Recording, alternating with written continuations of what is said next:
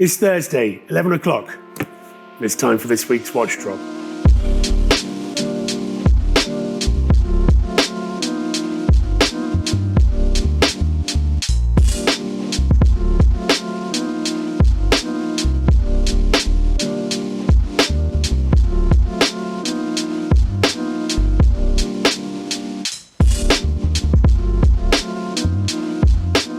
Before we start this week's drop video, I just want to say a huge heartfelt thank you to everyone that's subscribed and watched our videos. We're very proud of the fact that we've passed the 100,000 subscriber mark, and that's all down to you. I do hope that our enthusiasm and enjoyment of making these videos is echoed in your enjoyment of watching them. If you don't know about Subdial, we are a trading platform built by collectors for collectors. Our aim is to make it the easiest place for you to buy, sell and trade your watches. If you're interested in consigning your watch, head to subdial.com and hit the sell button. We've got a team of people here that will aim to price your watch within 24 hours with no commitment. It's a very simple form. So do head to subdial.com and we'll see you there.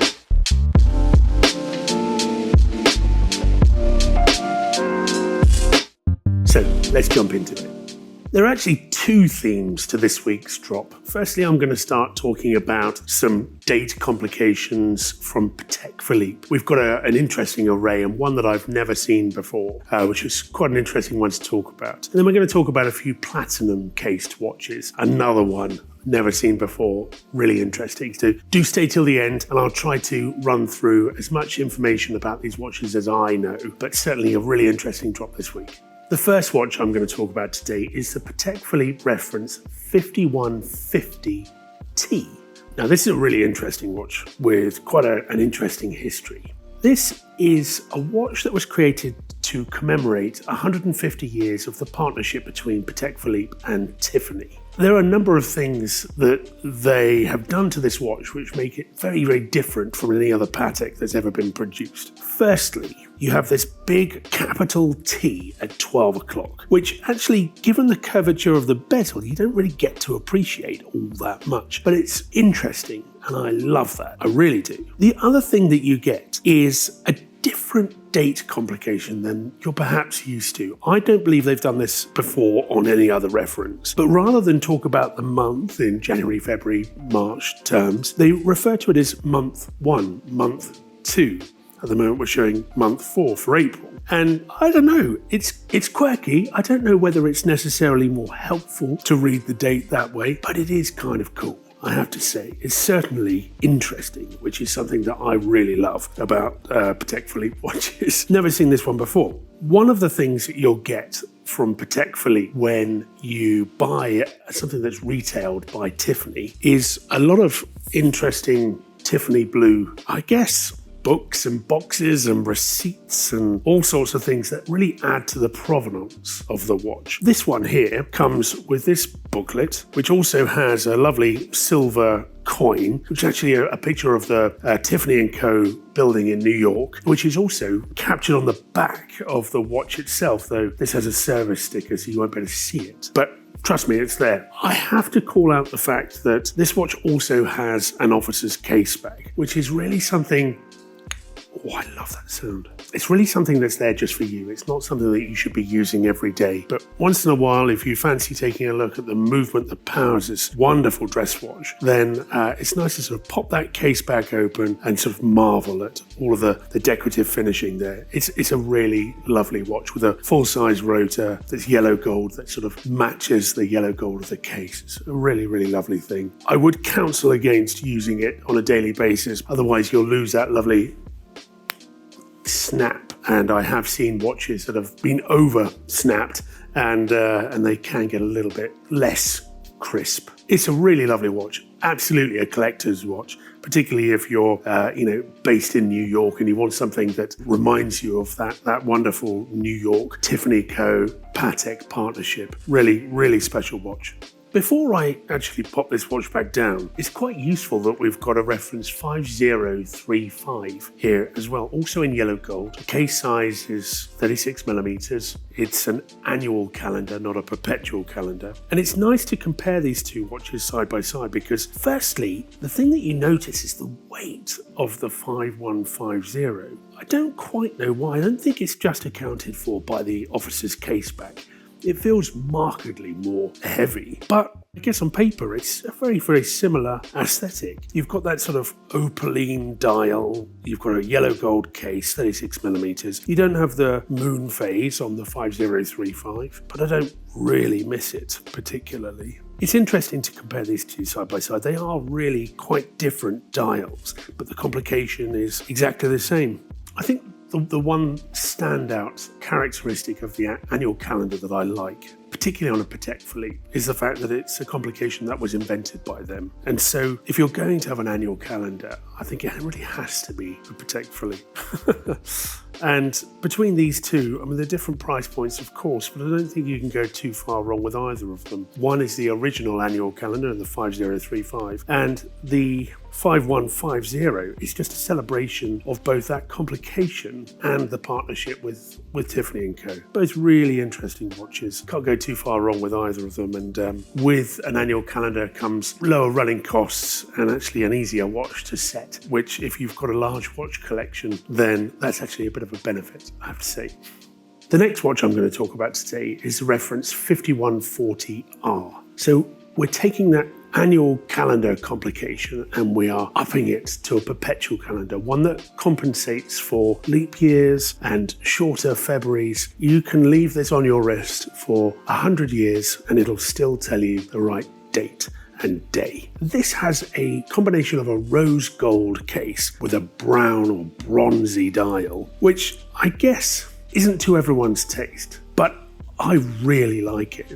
We've chosen to put it on a tan, sort of almost beige, sandy coloured strap, which I think brings out those brown hues, which I really love. It turns a traditional looking watch, like the ones that we've been talking about so far, into something that's much more contemporary, much more modern looking, but yet in two dimensions, it really is that traditional complication that you think of when you think about buying a dress watch from Patek. I guess it's a bit of a juxtaposition, but it works. It really comes together in a way that I enjoy a lot. I think a younger audience have interpreted this reference, amongst others, in a completely different way. These are complicated watches, of course, but they can be enjoyed with a casual outfit in a way that you would with a sports watch, paired with different straps that bring them vibrancy and energy, and not have to be worn with a stuffy three-piece suit. I really enjoy that. I love the way that this collecting hobby is evolving with new audiences and reinterpreting old references like this 5140 in new ways. Very, very, very cool. The last calendar complication I'm going to talk about from Patek Philippe is the 5212A. I'm not going to talk about it too much because we've covered it off on this channel before, but I do have to say that in terms of usefulness and as a daily watch in steel with a dial that does look complicated, but it is really useful in that it shows you not just the day and the date, but also the week of the year. I used to, in a former life, be in the real estate game, and it's quite useful to think of the year broken up into weeks rather than months. If you're someone that, like me, measures time in that way, then this is absolutely the watch that you should go for. But even if you're not, and you don't set perpetual calendars or weekly calendars at all, it's still quite a cool complication to look at, to watch the year sort of evolve away. That sounds quite negative. I mean to say that to watch the year pass by week is certainly a very fresh take on a traditional complication, and one that I think can be worn casually and enjoyed day to day because of the steel case and the robustness that comes with that. Very nice reference. So I'm going to move on now to the second theme, which is platinum case watches. I'm going to dovetail this with another Patek Philippe and one of my all-time favourites. This is a reference 5170P. It's a manual wind chronograph. executed in platinum, but not just any platinum case. This has a fume blue to black dial and baguette diamond indices. I guarantee if you're talking to your non-watch friends and you're saying, I've bought a dress watch with diamonds on, they're going to say, is that really you? Is that really something? But I guarantee when you get this watch on your wrist, you don't see the diamonds, but they reflect in a way that brings the watch to life. It's a really, really contemporary watch, going back to the 5140. This also works in that way. It's really interesting to have this watch, which was from the 2010s, on the same week that we have the 5140R, which is also a watch that was from the 2010s. Both of these watches, I think, at the time were possibly overlooked. But now, for whatever reason, the trend for this type of watch, a dress watch that can be worn in a more contemporary way, I think this is the time for these watches. They're almost getting a bit of a second wind. I really like that. I like that they were designed with perhaps a more traditional collector in mind, but as time evolves, there's a completely different audience that are going to appreciate these. Both of them feel very modern, feel very fresh, and if they came out today, I'm sure they would be really popular. But for one reason or another, the values have dropped away, and now they're starting to resurge again because they've captured that new audience and they're being enjoyed in a very different way. Moving on now to the Lange Söhne Cabaret. Now, this is a watch that doesn't come across the table very often. It's a platinum example, and collectors might call it a Darth because of the black dial and the white on black date discs that you get at the 12 o'clock position. It's a really, really special watch. I think you might assume that this watch appeals to the Cartier tank collector, someone that enjoys rectangular watches because it's rectangular. But it really feels in proportion much more in tune with a JLC Reverso. I think it's because of the ratio of that rectangular case. It's slightly narrower and longer than you would attribute with your average tank Louis or Normal. It wears on the wrist like a much, much bigger watch, but the case is probably one of the most interesting cases that Lange have ever produced. The way that the lugs are not integrated in the same way, they feel more like sort of buttresses that are there as a very purposeful strengthening of that standard rectangular case. It's really interesting. You've got a brushed case back, which is lovely, and because it's Lange, you have a caliber that is designed around the watch itself. You're not shoving in any old round movement. You have a rectangular, built for purpose caliber that is beautifully finished. All of the jewels and rubies and blued screws. I mean, it looks like a sort of fruit salad in there. It's probably the worst way of describing it, but I love it. I love the colours. I really do. I think this watch would make an impeccable formal dress watch, black tie watch, whatever you would use it for. It's very, very classy. I don't know anything else that would touch that, actually, frankly, for a black tie watch. Spot on. Two more platinum cases that I'm going to touch on. One here that I am obsessed with. Of course, it's Cartier. It's a chinoise in platinum from the CPCP era when Cartier collaborated with really, really important watchmakers and reissued some of their lesser known but very iconic shapes from their back catalogue. The chinoise was, I think, one of the more extreme shapes. It's something that is very unique in the way that you have the sort of cross style to the bezel. It feels like four different pieces of metal that are stacked on top of each other. But you have a very square dial with a guilloche finish, which I adore. The Paris signature is right there in the middle, alongside a rosette in the very center of the dial. And just to top it off, you have blued Breguet hands, which, I mean, they're my favorite hands.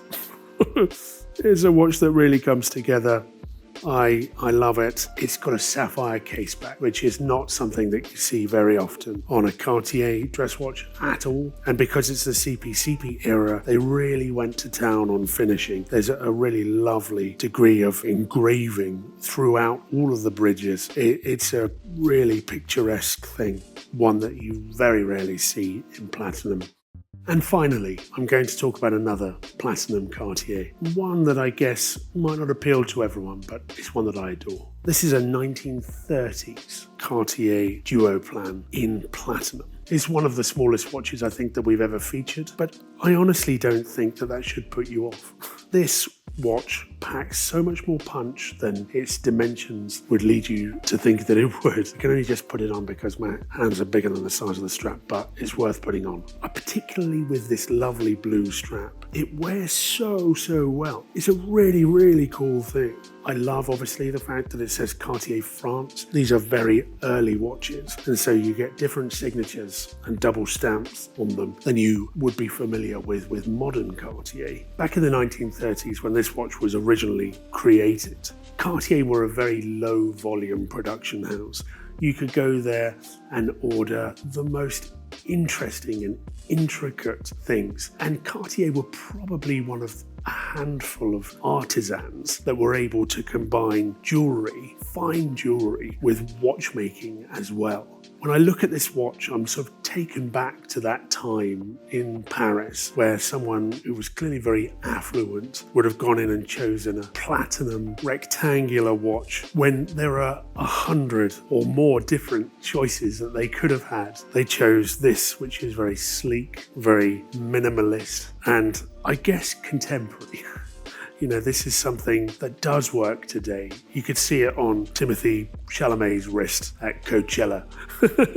And it would absolutely, be the coolest watch at that festival. But yet, in 1930s, this was probably bought by a lady with great taste, and a taste that has clearly lasted throughout the years. Cartier really is the best at that, and I love the history of these things because there are no other watchmakers like it. A very special watch that could be worn by men, women, old, young. It's a very relevant watch in today's market and a very cool one.